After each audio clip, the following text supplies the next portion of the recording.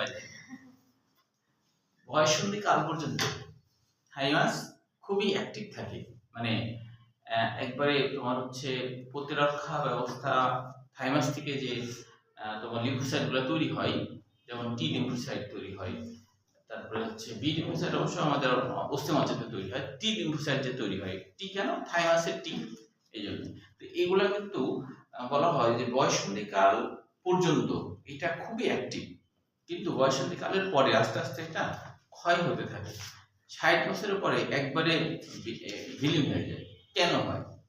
যে কেন হলো থাইমাস গ্রন্থি 60 বছরের পরে একবারে নষ্ট হয়ে যায়, তখন আর কাজ করে না। হ্যাঁ, এটা একদমই বিলীন হয়ে গেলে মানে রোগের বেশি হয়, যে হচ্ছে রোগ প্রতিরোধ ক্ষমতা কমে যায়, বলছিলাম ক্যান্সারের ঝুঁকি হচ্ছে বেড়ে যায়।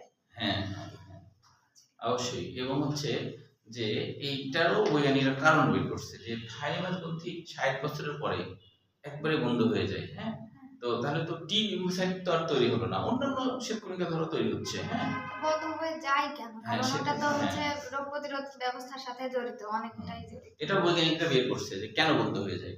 তোমরা অনুমান করে বলতে পারবা কেন বন্ধ হয়ে যায়? মানে কেন ওটা 60 বছর পরে একবারে বিলীন হয়ে যায়, ওটা থাকেই না। কিন্তু এখনো ধরো আমাদের আছে, হ্যাঁ, যখন আমাদের বয়স 60 হয়ে যাবে তখন থাকবে না। এবং এই বয়ঃসন্ধিকালের পর থেকে একটু একটু করে নষ্ট হতে থাকে। হ্যাঁ, তোমাদেরও নষ্ট হচ্ছে, হ্যাঁ, আমারও নষ্ট হচ্ছে, কিন্তু 60 বছর হলে একবারেই থাকবে না, একবারে জিরো হয়ে যায়। ওটা চর্বি কোষে রূপান্তরিত হয়ে যায়, কিন্তু ওটা থাইমাসের কোনো অংশে থাকে না, ওখান থেকে টি লিম্ফোসাইটও তৈরি হয় না। এর কারণটা জেনে রাখো। এর কারণটা হলো, এগুলো তোমাদের বই লেখা নেই, আমাদের হায়ার লেভেলের বই লেখা আছে। এর কারণটা হলো যে ওই যে থাইমাস টি লিম্ফোসাইট তৈরি করে, হ্যাঁ, তো এই টি লিম্ফোসাইট দেখা যায় বয়স বাড়ার সাথে সাথে দেখা যায় এই টি লিম্ফোসাইট অনেক সময় যে ভুলভাল কাজ করে। ভুলভাল কাজ করে মানে কি, ও নিজের কোষগুলোকে শত্রু ভেবে নিজের কোষগুলোকে ধ্বংস করে ফেলে। অটো ইমিউন, এটাকে বলা হয় অটো ইমিউন রোগ আর কি। হ্যাঁ, অটো ইমিউন রোগ। অটোমেটিকলি ও মনে করে নিজের, আমাদের শরীরের যে কোষ টোষ আছে এগুলোকে ধ্বংস করে ফেলে। তো এই জন্য দেখা যায় যাদের হলো যে 40-50 বছরে এরকম রোগ অনেক সময় হয়ে যায়, সেটা কিন্তু ওই ইয়ার জন্যই হয়, ওই তোমার হচ্ছে থাইমাস গ্রন্থির কারণে হয়।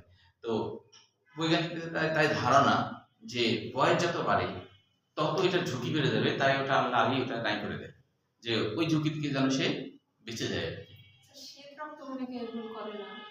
হ্যাঁ, এটা এই টি লিম্ফোসাইটও তো একটা শ্বেতকণিকা।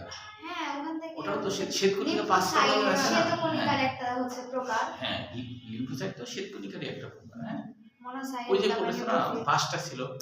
বেসোফিল, লিউসিনোফিল, সেটা হ্যাঁ, তাহলে এই তো শ্বেতকণিকা, এই শ্বেতকণিকা তো ভুল করলো, কে করলো? ওই টি লিম্ফোসাইট করলো। তাহলে যেটা ঘাঁটি যেখান থেকে তৈরি হচ্ছে, তাহলে ওটাই যদি ঘাঁটি যদি উড়াই দিই, তাহলে তো আর ওইটার ঝুঁকিটা কিছুটা কমলো না? কিছুটা তো কমলো। এটাই বৈজ্ঞানিক ধারণা, এই কারণে নাই হয়ে যায়। কিন্তু জটিলতাও হয়, 60 বছরের পরে মানুষের অসুখ বিসুখ বেশি শুরু হয়ে যায়। 60 বছরের পরে মানুষ বেশি অসুস্থ হতে থাকে।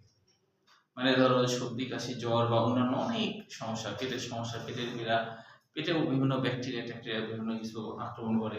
মানে তখন মনে হয় 60 বছর পর থেকে মানুষ, ওই জন্য তো দেখো না আমাদের দেশে 60 বছর হলে রিটায়ার্ড হয়ে যায়, কারণ অসুস্থ হয়ে যায় বেশি। হ্যাঁ, সব চাকরিতে না, ম্যাক্সিমাম চাকরিতে এটা। হ্যাঁ, যেমন ধরো ডাক্তারি ক্ষেত্রে সরকারি চাকরি হলেও ও কিন্তু পেশা চালাই যাচ্ছে, তখন আর ডিমান্ড বাড়ে। অনেক অভিজ্ঞতা সম্পন্ন কিন্তু দেখা যায় যে 80 বছর পর্যন্ত চালাই যাচ্ছে। সব চাকরিতে না, মানে অন্যান্য ক্ষেত্রে দেখা যায় 60 বছর হয়ে গেলে যে তোমার হচ্ছে যে তখন তার রোগ তো বাড়তে শুরু করবে, তাই ওই জন্য অসুস্থ থাকবে, তাহলে ওকে তো চাকরিতে রাখা ঠিক হবে না, ওই জন্য রিটায়ার দিয়ে দেওয়া হয়। তবে উন্নত দেশে একটু ওদেরও একই 60 বছরে হয়ে যায়, কিন্তু ওদের হচ্ছে যে ভেজাল খাবারটা, মানে জীবাণুযুক্ত খাবারটা ওরা তো কম খায়। হ্যাঁ, এবং শীত প্রধান দেশে এমনিতে জীবাণু খুব একটা অ্যাক্টিভ হয় না। আমাদের দেশে গরম প্রধান দেশে জীবাণু খুব অ্যাক্টিভ থাকে। তো বেশিরভাগ জীবাণু থাকে যে তোমার মানুষের শরীরে যেগুলো ক্ষতি করে, তোমার শীতে দেখা যাচ্ছে ওই জীবাণুগুলো অতটা অ্যাক্টিভ হতে পারে না। মানে খাদ্য খাবারও তোমার অত ভেজাল ওগুলা খাদ্য খাবারে যে বসবে ওটা হয় না। তো ওই জন্য দেখা যায় শীত প্রধান দেশের মানুষরা কিন্তু তুলনামূলকভাবে কম অসুস্থ হয় এবং বাঁচে বেশি দিন বাঁচে। হ্যাঁ, যে জাপানে টাপানে এগুলো তো শীত প্রধান দেশ, এরা অনেক বছর বাঁচে। ইউরোপের যেগুলো শীত প্রধান দেশ অনেক বছর বাঁচে। তো ওদের জীবাণু ওদের কম আর কি। যে যেমন কাশ্মীরে যারা থাকে খুব ঠান্ডা, ওদেরও কিন্তু আয়ু অনেক বেশি। ওরা হচ্ছে 100-র বেশি বছর বাঁচে নাকি। কাশ্মীরের ঠান্ডা আবহাওয়া, ওখানে দেখতেও মানুষ খুব সুন্দর হয়, আবহাওয়া খুব ভালো। হ্যাঁ, তো যারা যায় তারা বলে আর কি, বুঝছো? এই আর কি। তাহলে এটা হচ্ছে যে তাহলে থাইমাস বুঝতে পারলা। এখন কথা হলো থাইমাস থেকে থাইমাস টি কোষ উৎপাদন করে, মানে টি লিম্ফোসাইট। যেহেতু এটা লিম্ফে তৈরি হয় এই জন্য এর নাম হলো টি লিম্ফোসাইট। লিম্ফোসাইট যেহেতু টি কোষ হয়। আচ্ছা, এটা মনে রাখবা যে টি লিম্ফোসাইট যেটা, সেটা কিন্তু যে থাইমাস গ্রন্থিতে যে তৈরি হয় তা কিন্তু না, তৈরি তো অস্থিমজ্জাতে হয়। মনে রাখবা যে এই জায়গাগুলোতে যে সেলগুলো থাকে এগুলোকে অস্থিমজ্জা বলা হয়, তাই না? অস্থিমজ্জা দুই রকমের আছে, একটা অস্থিমজ্জা থাকে এর ভিতরে, তাই না? ইয়েলো বলা হয়, ইয়েলো। আর এখানে যেটা লাল বর্ণের, যেটা লাল কালারের, এইগুলাই কিন্তু সকল রক্তকণিকা তৈরি করে। এরা কি সকল রক্তকণিকা তৈরি করে। এখন লিম্ফোসাইট আছে তো দুই রকমের। তো একটা হচ্ছে লিম্ফোসাইট হচ্ছে যে যারা হচ্ছে এখানে তৈরি হলো, টি লিম্ফোসাইট দ্বারা তৈরি এখানে হয়েছে। যে ট্রেনিং নেওয়ার জন্য তাকে লসিকা গ্রন্থিতে যাইতেই হবে, লসিকা গ্রন্থিতে যাইতেই হবে, না গেলে ও ট্রেনিং প্রাপ্ত হবে না, মানে ও শক্তিশালী হবে না। আর একটা আছে বি লিম্ফোসাইট। এর নাম বি হয়েছে কেন? বন মেরুতেই এর তৈরি, এখানে সে ট্রেনিং প্রাপ্ত হয়। লসিকা নালীতে যায় কিন্তু ওখানে ট্রেনিং প্রাপ্ত হয় না। ওইও লসিকা নালীতে যায়, হ্যাঁ, কিন্তু ওখানে ট্রেনিং এর জন্য যায় না। লসিকার মধ্যে যায় কেন? জীবাণু টিবাণু থাকে, ওই জীবাণুকে ধ্বংস করার জন্য বি লিম্ফোসাইট যায়, কিন্তু ট্রেনিং নেওয়ার জন্য তাকে হলো ওই থাইমাসে আসা লাগে না। তো ওই জন্য ওর নাম হলো বি হয়েছে, যেহেতু শুধু বন মেরুতে তৈরি হয়েছে, তৈরি হয়ে ওখানেও ট্রেনিং প্রাপ্ত। তাহলে দুইটার মধ্যে পার্থক্য আছে না? টি লিম্ফোসাইট ও বন মেরুতে তৈরি, কিন্তু ওর নাম বি লিম্ফোসাইট কেন হলো না?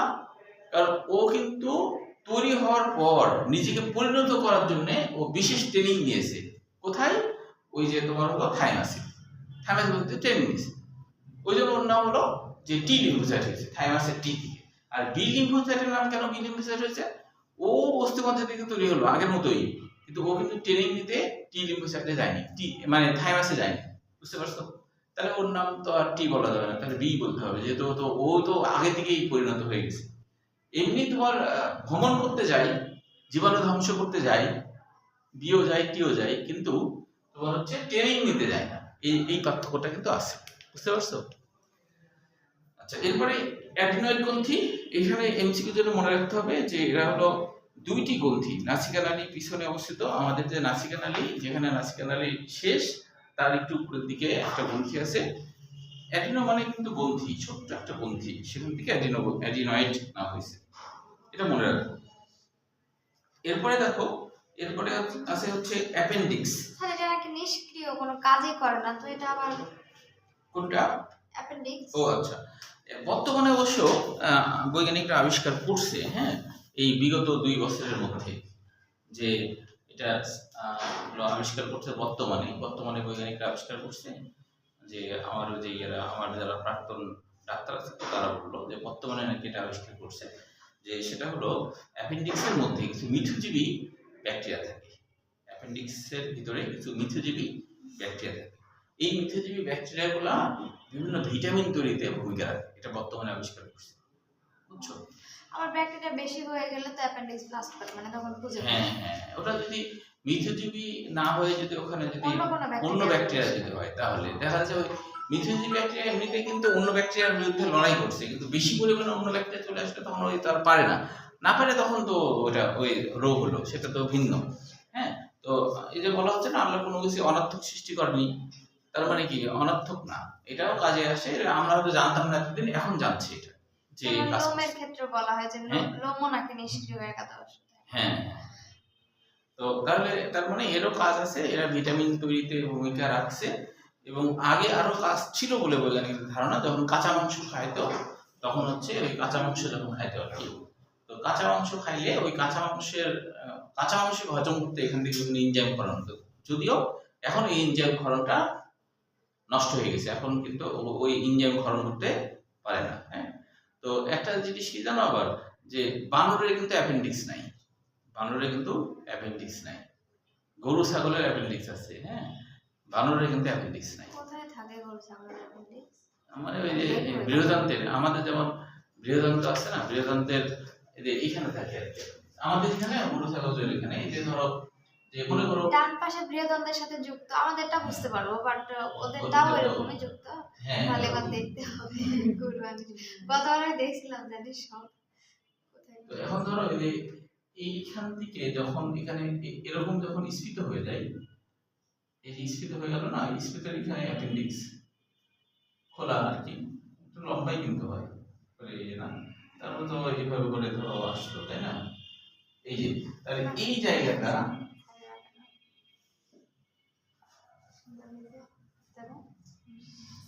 এই জায়গাটা, হ্যাঁ এই জায়গাটা, এই দেখো, ওই যে আঙুলের মতো। হ্যাঁ এটাই তো অ্যাপেন্ডিক্স। এটা পরীক্ষায় আসে যে অ্যাপেন্ডিক্স কোথায় থাকে, তাহলে বলবো বৃহদান্তের সিকামে, বৃহদান্তের সিকামে থাকে, এটা মনে রাখবো, বৃহদান্তের সিকাম। সিকাম মানে বদ্ধ রাস্তা, সিকাম মানে বদ্ধ রাস্তা, কারণ বদ্ধ না, যে ঠিক কিনা, ঠিক না, বদ্ধ না। আচ্ছা এবার দেখো, তাহলে এবার আমরা একটু আসি যে অ্যাপেন্ডিক্স তো হলো, অ্যাপেন্ডিক্স বুঝলাম। এবার দেখো রক্তনালী সমূহ দেহের সবখানে বিস্তৃত শিরাধমনী ও কৌশিক জালিকা সমূহ। যেহেতু এখানে বলছে অনাক্রমতন্ত্রের অন্তর্ভুক্ত অঙ্গসমূহ, তাহলে এরাও তো আক্রমণ প্রতিহত করার কাজ করে থাকে। এই জন্য অস্থিমজ্জা তো আগে জেনেছি, অস্থিমজ্জা অস্থি গহ্বরে অবস্থিত নরম ও চর্বিযুক্ত টিস্যু। চর্বিযুক্ত টিস্যু কিন্তু আসলে থাকে মূলত এইখানে বেশি, এই যে মিডিলে, যেটা ইয়েলো আর কি, এখানে বেশি থাকে। হ্যাঁ, এখানে অতটা চর্বি থাকে না, এখানে তোমার হচ্ছে ক্যালসিয়ামের পরিমাণ অনেক বেশি, এখানে চর্বির পরিমাণ বেশি, যেটা নিহারি হিসেবে খাই আর কি, আমরা নিহারি হিসেবে খাই। হ্যাঁ, ওরা কিন্তু আসলে রক্তকণিকা তৈরি করে না, রক্তকণিকা তৈরি করে এরা, এরা না। আচ্ছা, তাহলে এখানে অস্থিমজ্জার লোহিত রক্তকণিকা অনুচুক্তকের সৃষ্টির পাশাপাশি অস্থিমজ্জা বি কোষ তৈরি করে, প্রাকৃতিক মারণ কোষ তৈরি করে। প্রাকৃতিক মারণ কোষ ন্যাচারাল কিলার সেল বলা হয় আর কি। হ্যাঁ, তো ন্যাচারাল কিলার সেল মানে হচ্ছে যারা জন্মগতভাবেই, যে এটা জেনেটিক্যালি ভাবেই তাদের কাজই হলো সে দেখবে যে কোনো কোষ ভাইরাস দ্বারা আক্রান্ত হয়েছে কিনা, বা কোনো কোষ টিউমার হয়ে গেছে কিনা, তো স্বাভাবিকভাবে সে ওটাকে ধ্বংস করে ফেলে, মেরে ফেলে, যেন ও আবার বিভাজিত হয়ে ঝামেলা করতে না পারে। এটা স্বাভাবিক প্রসেস, এই জন্য আমাদের ধর ক্যান্সার হচ্ছে না। ন্যাচারাল কিলার সেল যদি অ্যাক্টিভ না হয়, বা আমাদের তো সেলগুলো আবার ইয়ে তৈরি করে, ওই যে ইন্টারফেরন তৈরি করে, ওইসব যদি ঝামেলা থাকে তাহলে ক্যান্সার হয়ে যাবে। যার আর কি ইন্টারফেরন তৈরি হয় না, বা ন্যাচারাল কিলার সেল ঠিকভাবে তৈরি হয় না, তাদের ক্যান্সার হয়ে যায় বেশি। মানে অল্প বয়সে অনেকে ক্যান্সার হয় না, হাতে হাতে ক্যান্সার হয়ে যায়, বিভিন্ন জায়গায় ক্যান্সার হয়ে যায়। তো এগুলা তোমার হচ্ছে যে এইসব এর ঘাটতি হলে তখন হয় আর কি। তাহলে গ্রানুলোসাইট, অপরিপক্ক থাইমোসাইট, মানে টি লিম্ফোসাইট যেটা, সেটা হলো অপরিপক্ক, কারণ ও তো পরিণত হয়নি তাই। এবার দেখো প্লীহা, প্লীহাটা কিন্তু আসছে মেডিকেল মিশন 12 সালে, যে এটা হলো ইমিউনোলজিক্যাল ফিল্টার বলে কাকে, ইমিউনোলজিক্যাল ফিল্টার বলে কাকে।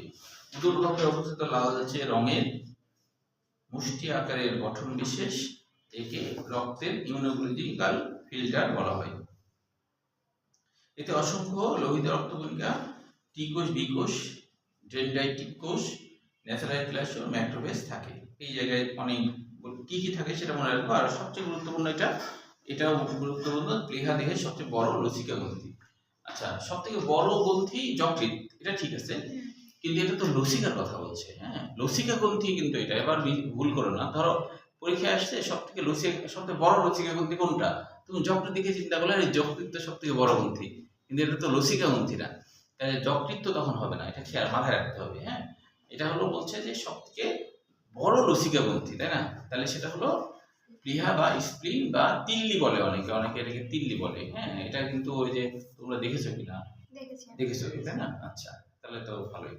তো দেখতে কিছুটা কলিজার মতো, কিন্তু কলিজার মতো অত টেস্টি না, তাই না? যেমন কলিজা খেতে তোমার ইয়ে লাগে একটু, হ্যাঁ, তোমার হচ্ছে যে কলিজা খেতে একটু, কলিজা একটু শক্ত শক্ত হয়, একটু শক্ত, হ্যাঁ, কলিজার টেস্ট বেশি, আর ওটা একটু কেমন জানো, হ্যাঁ, ওটা অতটা ভালো লাগে না আর কি। কলিজার মতনই, ওইটা জাস্ট ছোট, এরকম না ওটা হ্যাঁ এটা তো হ্যাঁ স্প্লিন হ্যাঁ, ওটা তো একটু ছোটই হয়, হ্যাঁ একটু অনেকটা পাতলা হয়। ছোট পাতলা হ্যাঁ, ছোট আর পাতলা হয়। আমি দেখেছি তো ওই ইয়ের সাথেই মানে বিক্রি করার সময় কলিজার সাথে ওটাও কিন্তু বিক্রি করে আর কি। শুধু কলিজা দিতে চায় না অনেক সময়, এরকম আর কি। হ্যাঁ, যে তবে হচ্ছে তোমরা হচ্ছে যে গরুর কলিজা বা খাসির কলিজা এটা সেফ, এটা সমস্যা নাই খাওয়াতে, কিন্তু হচ্ছে যে ওই যে ব্রয়লার মুরগির যে কলিজা, হ্যাঁ, এইটা কিন্তু খাওয়া যাবে না, এটা ক্ষতিকর।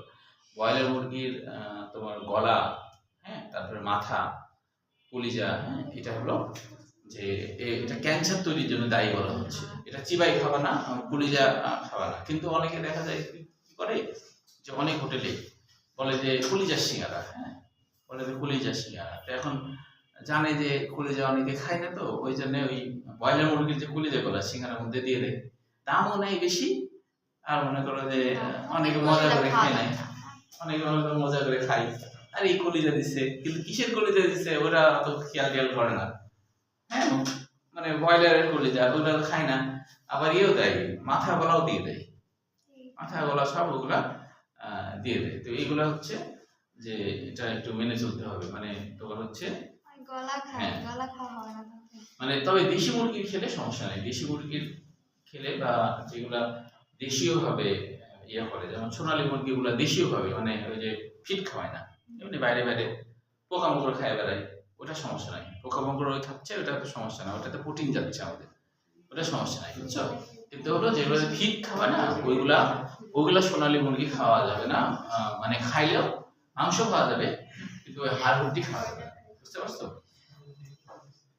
ব্রয়লার মুরগির মাংস খাওয়া যায়, তাও খুব বেশি খাওয়া, এটাও লেট থাকে ব্রয়লার মুরগিতে, এটা হ্যাঁ লেট থাকে, প্রচুর পরিমাণে লেট থাকে, এটাই ক্ষতির কারণ।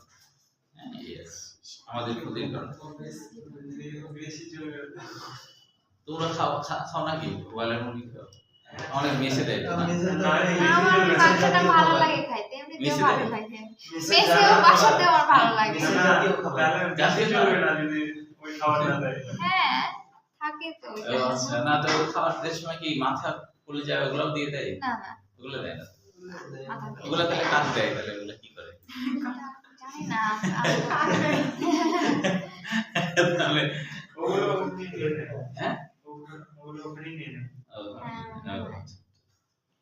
তা ইয়ে খাবা না, হাড্ডিটা চিবিয়ে খাবা না, এমনি খাওয়া না করা, আমার কোনো জীবন নেই। মানে দেশি মুরগি খাওয়া যাবে, হ্যাঁ, ওটা খাওয়া ক্ষতিকর। আবার হোটেলগুলোতে তোমার দেখো, হোটেলগুলোতে সব থেকে ক্ষতিকর জিনিসগুলোর চাহিদা বেশি, যেমন দেখবা যে ওই যে ইয়ে করে না, যে গ্রিল, হ্যাঁ, ওটা গ্রিল নান আর হচ্ছে চা, গ্রিল নান, মানে গ্রিলটা তো বাংলাদেশের জাতীয় খাবার হয়ে গেছে। গ্রিল মনে করো সবাই সে কপ মানে খায় আর কি। হ্যাঁ, গ্রিলে কিন্তু ওই গ্রিল মানে তো ব্রয়লার, আর অনেকে আছে চিকুয়া টিকুয়া খায় নাই, তারপর ভবিষ্যতে বুঝবে, মানে 10 মিনিট তো খাবে, তারপরে রিঅ্যাকশন। কিন্তু এদিকে রোস্ট খাওয়াটা অনেকটাই, কারণ রোস্ট ব্রয়লার দিয়ে হয় না। হ্যাঁ, রোস্ট তো ব্রয়লার দিয়ে হয় না, ওটা ঠিক আছে। আচ্ছা, তাহলে এখন দেখো এরপরে বলছে লসিকার গ্রন্থি, যে দেহের আবার সর্বোত্তই, এগুলো তো বড় বড় লসিকা গ্রন্থি আছে দেহে, সর্বোচ্চ যে 400 থেকে কতটা যেন 4 অধ্যায়, ওখানে একটু দেখে নিও, মনে উঠবে না স্যার কি লসিকা গ্রন্থি মোট কতটা আছে, ওই 4 অধ্যায় আছে, ওই শেষে কতটা যেন আছে, এটা দেখে নিও। দেখো লসিকা গ্রন্থি কতটা এটা আছে, একদম এই যে শেষের দিকে লসিকা তন্ত্র, লসিকা 5 ধরনের লসিকা গ্রন্থি পাওয়া যায়। কোথায় যেন সংখ্যা দেওয়া আছে, সংখ্যা দেওয়া আছে না? পাওনি? স্যার সংখ্যা তো পাইনি। সংখ্যা তো ছিল 5 ধরনের লসিকা গ্রন্থি কার মধ্যে, উপরেও নাই, উপাসে এগুলো তো গ্রন্থি লসিকা গ্রন্থি। আচ্ছা যাই হোক, ওটা দেখছিলাম আমি, মনে পড়ছে না। আচ্ছা যাই হোক, ওটা তাহলে এখানেও নাই, দরকার নাই। সিম আকৃতির গ্রন্থি, এটা মনে রাখবা, এটা দেখতে সিমের বিচির মতো, আসলে সিমের বিচির মতো, সিম আকৃতির গ্রন্থি। এটা দেওয়া নাই তো, ও লসিকা গ্রন্থি। হ্যাঁ, হ্যাঁ ঠিক আছে। এদের অধিকাংশ টি কোষ, বি কোষ, ডেনড্রাইটিক কোষ এবং ম্যাক্রোকোষ নিয়ে গঠিত। লসিকা নালী তো দেহের সবখানে বিস্তৃত নালী যেগুলি লসিকা পরিবহন করে এর মধ্যে তো শ্বেতকণিকা যায়। পিয়ার্স প্যাচ এটা কিন্তু খুবই গুরুত্বপূর্ণ। হ্যাঁ, এটা হচ্ছে 9 সালে আসছিল মেডিকেলের প্রশ্নে। এটা দেখেই বোঝা যাচ্ছে অনেক ইম্পর্টেন্ট একটা কোশ্চেন। পিয়ার কথাটা অবশ্যই একজন বৈজ্ঞানিকের নাম, হ্যাঁ, যার ফুল নাম হলো কনরাড পিয়ার। সুইডেনের একজন বিজ্ঞানী, নাম হচ্ছে হ্যান্স, পুরো নাম হলো হ্যান্স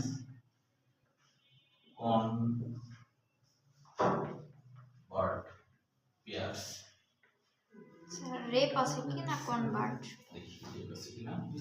না, কনরাড কনরাড না, কনরাড কনরাড পিয়ার্স।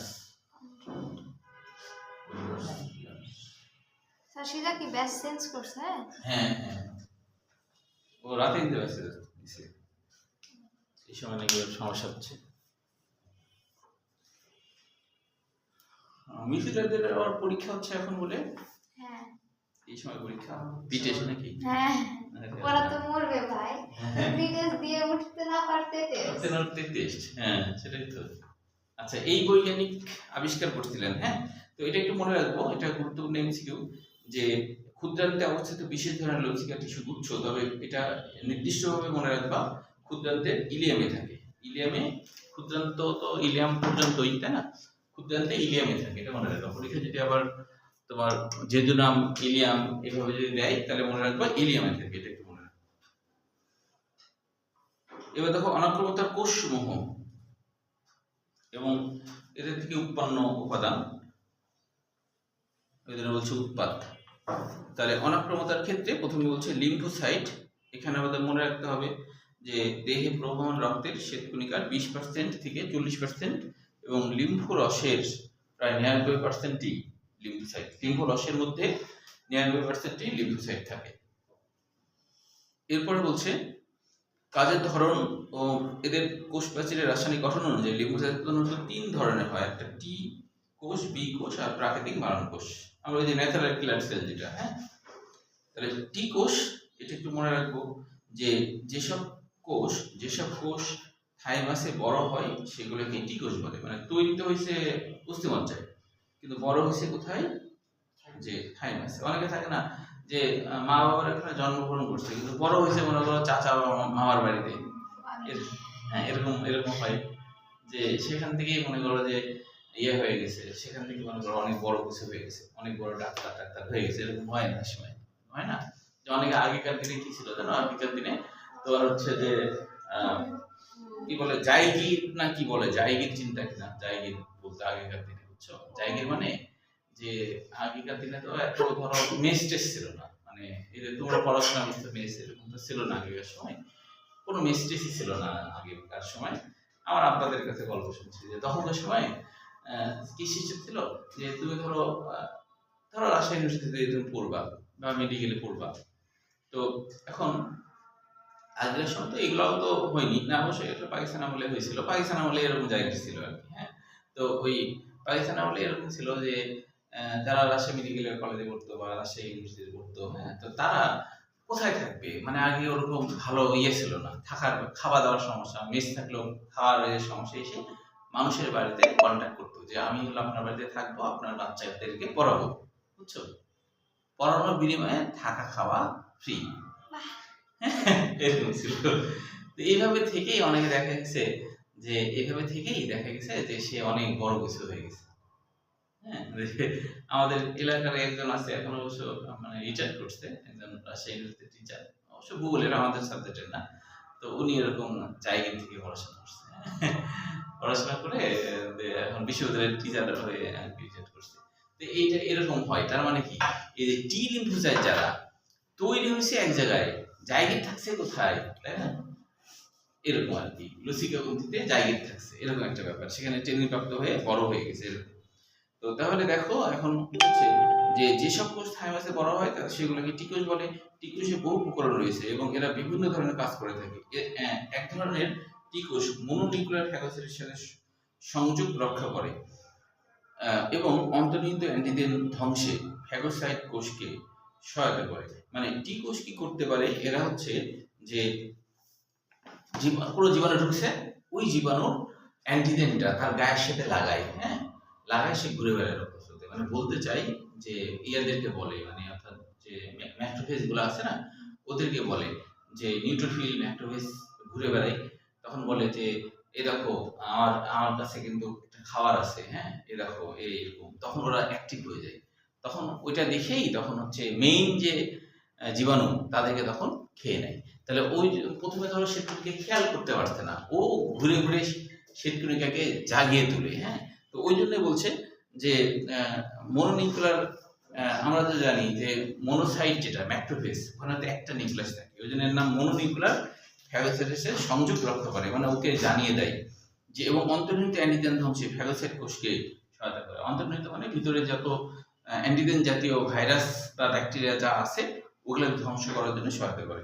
এগুলোকে প্রথম ধরনের সাহায্যকারী কোষ বা টি কোষ বা হেল্পার টি কোষ বলা হয়। আচ্ছা, আরেক ধরনের টি কোষ বি কোষের সংযোগ রক্ষা করে বিভক্ত হয় এবং অ্যান্টিবডি তৈরিতে সহায়তা করে। আসলে বি কোষ বিভক্ত হয় বলতে কি, এখানে যদি একটা জিনিস বলেনি যে বি কোষ দ্বারা তারা কিন্তু বিভক্ত হওয়ার সময় দুই ভাবে বিভক্ত হয়। একটা হচ্ছে প্লাজমা কোষ তৈরি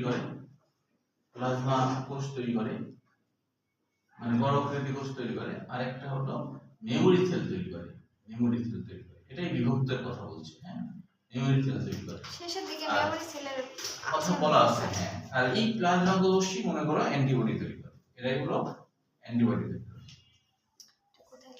তো এটা শেষে আছে অবশ্য, হ্যাঁ, অ্যান্টিবডি তৈরি করে। অ্যান্টিবডি তো ওই জীবাণুকে ধ্বংস করতে সাহায্য করে, হ্যাঁ। অ্যান্টিবডির কাজ মূলত আসলে জীবাণুকে ধরে ফেলা, মানে ওকে আটকাতে হবে। তো অ্যান্টিবডি গুলোকে আটকায় ফেলে, তখন ফ্যাগোসাইটিক কোষ দেখে আরে এই তো সুন্দর করে নড়াচড়া করছে না, তখন ফ্যাগোসাইটিক কোষ ওকে খেয়ে নেয়। তো অ্যান্টিবডির কাজ হলো বড়শির মতো কাজ করা, বড়শির মতো আটকায় ফেলে, এটা হলো অ্যান্টিবডির মেইন কাজ আসলে, হ্যাঁ। আচ্ছা, এগুলো দ্বিতীয় সাহায্যকারী টি কোষ নামে পরিচিত। এগুলো হচ্ছে যথাক্রমে টিএইচ, ওই যে হেল্পার থেকে এইচ বলা হচ্ছে, একটা প্রথমটা 1 পরেরটা 2, এই আর কি। তো এখানে হলো এমসিকিউর জন্য যেগুলো করতে হবে যে তোমার হচ্ছে টি কোষ কাকে বলে, এটাও কিন্তু পড়ে রাখা ভালো। আর পাশাপাশি দুই রকমের আছে, যেটা একটা হচ্ছে দ্বিতীয় সাহায্যকারী টি কোষ, একটা হচ্ছে প্রাথমিক পর্যায়ের যে হেল্পার টি কোষ। একটা 1 2, মানে প্রথমটা 1 পরেরটা 2, এইভাবে নাম করা হয়েছে। আচ্ছা, এগুলো কিন্তু সবই এমসিকিউর জন্যই পড়তে হবে, হ্যাঁ, এগুলোকে যথাক্রমে এই নামে পরিচিত। আচ্ছা, আবার তৃতীয় এক ধরনের টি কোষ বাহকের অণুজীব সংক্রামিত কোষকে ধ্বংস করে, এই প্রতিক্রিয়াকে তোমার হচ্ছে কোষ বিধ্বংসক্রিয়া বলে। এসব টি কোষ সাইটোটক্সিস টি কোষ বলে বা টিসি দ্বারা চিহ্নিত করা হয়। সাইটোটক্সিস নামকরণ কেন হয়েছে? সাইটো মানে তো কোষ, বুঝতেই পারছো, টক্সিস মানে বিষ। মানে কিছু টি কোষ থাকে যারা কি করতে পারে, সরাসরি বিষাক্ত উপাদান ক্ষরণ করে, ধ্বংস করে জীবাণুকে। বিষাক্ত প্রোটিন আর কি, বিষাক্ত প্রোটিন নিঃসরণ করে, এই জন্য এর নাম হলো সাইটোটক্সিস। মানে যে কোষটা টক্সিন ক্ষরণ করছে, করে ধ্বংস করছে, সেটা হলো সাইটোটক্সিস টি কোষ, যাদেরকে টিসি দ্বারা চিহ্নিত করা হয়। এবার দেখো বি কোষ, তাহলে এরা তো অস্থিমজ্জায় বৃদ্ধিপ্রাপ্ত লিউকোসাইটকে বলা হয় বি কোষ। এগুলো প্রধানত অ্যান্টিবডি উৎপাদনকারী কোষ, এদের কাজই হলো অ্যান্টিবডি উৎপাদন করে আর কি। তারপর এটা আমি লাইভ পড়ছি, কারণ এইগুলা আর কি এমসিকিউর জন্য যে কোনোটাই দিতে পারে, আর একটু বোঝাও দরকার আছে। দেখো, এক একটি বি কোষ সুনির্দিষ্ট অ্যান্টিবডি উৎপাদনের জন্য নিয়োজিত থাকে। অ্যান্টিবডি রক্তে প্রবাহিত অ্যান্টিজেনকে ঘিরে ফেলে এবং ধ্বংস করে, ওই যে বললাম। আসলে ব্যাপারটা কি, ব্যাপারটা হলো এরকম যে ধরো কোনো একটা জীবাণু আসলো, ধরো এটা একটা ব্যাকটেরিয়া আসছে, তো ব্যাকটেরিয়াতে এরকম ধরনের একটা অবস্থা আছে, অ্যান্টিজেন আছে। এখন দেখা যাচ্ছে স্বাভাবিক অবস্থায় শ্বেতকণিকা এদেরকে খেয়াল করেনি, তো তখন ওই যে প্লাজমা কোষ সে কি করলো, যে একটা অ্যান্টিবডি তৈরি করলো। অ্যান্টিবডি তৈরি করার পর ওই অ্যান্টিবডিটা দেখতে ঠিক এরকম হয়। অ্যান্টিবডির আবার দুইটা বাহু আছে আর কি, এরকম, ওটা আমরা আঁকবো পরে আর কি, হ্যাঁ, এটা হচ্ছে পরে আর কি বিস্তারিত জানবো। তো এই বাহুটা কিন্তু দেখতে এরকম হয়, এটা হয়তো আরেক রকম হতে পারে, একসাথে দুইটাকে ধরতে পারে আর কি, হ্যাঁ, এরকম হয়। তাহলে এই অ্যান্টিবডি এই অংশের সাথে মিলে যাচ্ছে না, যেভাবে আটকায় ফেলে, যখন আটকায় ফেলে তখন খুব সহজেই শ্বেতকণিকা ওদেরকে খেয়ে ফেলতে পারে। এই জন্য এরকম বলছে যে বি কোষ অ্যান্টিজেনের বিরুদ্ধে কাজ করার জন্য প্রস্তুত হয় এবং এটি আকারে অনেক বড় হয়। বি কোষ আকারে বড় হয়, যখন আকারে বড় হয়ে যায় বি কোষ তখন এর নাম হয় প্লাজমা কোষ। তার মানে কি, যখন সে অ্যান্টিবডি তৈরি করবে, তৈরি করার আগে সে আকৃতিতে বড় হবে, কারণ বড় না হলে তো তার ভিতর থেকে কিছু তৈরি হবে না। তাহলে বি কোষ আকৃতিতে বড় হলে তার নাম প্লাজমা কোষ বা বড় কোষ। তাহলে এই প্লাজমা কোষে প্রচুর সাইটোপ্লাজম থাকে, এই জন্য এর নাম প্লাজমা কোষ হয়েছে। প্রকৃতপক্ষে একটি প্লাজমা কোষ অ্যান্টিবডি উৎপাদনের কারখানা হিসেবে কাজ করে। এভাবে এমসিকিউ আসতে পারে যে কোনটিকে অ্যান্টিবডি উৎপাদনের কারখানা ধরা হয়, তাহলে আমরা বলবো প্লাজমা কোষ। একটি প্লাজমা কোষ থেকে লক্ষ লক্ষ অ্যান্টিবডি উৎপন্ন হয় এবং রক্তে মিশে যায়। এবার দেখো যে এই জায়গাটা কিছু বোঝার আছে যে এই যে প্রাকৃতিক মারণ বা ঘাতক কোষ বা ন্যাচারাল কিলার সেল, ইংরেজি বাংলা দুটো মনে রাখবো। তো এরা দেখো তিন রকমের, এটা গুরুত্বপূর্ণ। যে দ্বিতীয় নম্বর লাইন থেকে বলছি যে প্রাকৃতিক মারণ কোষ থেকে সাইটোটক্সিন, পারফোরিন নামকরণটা কেন হয়েছে? পারফোরিন নামকরণটা হয়েছে এই কারণে, পারফোরিন কথাটা আসছে পারফার থেকে। পারফার মানে ছিদ্র করা, মানে পারফোরিন মানে ছিদ্র করা, এটা মনে রাখা তাহলে হবে। পারফোরিন মানে হলো ছিদ্র করা।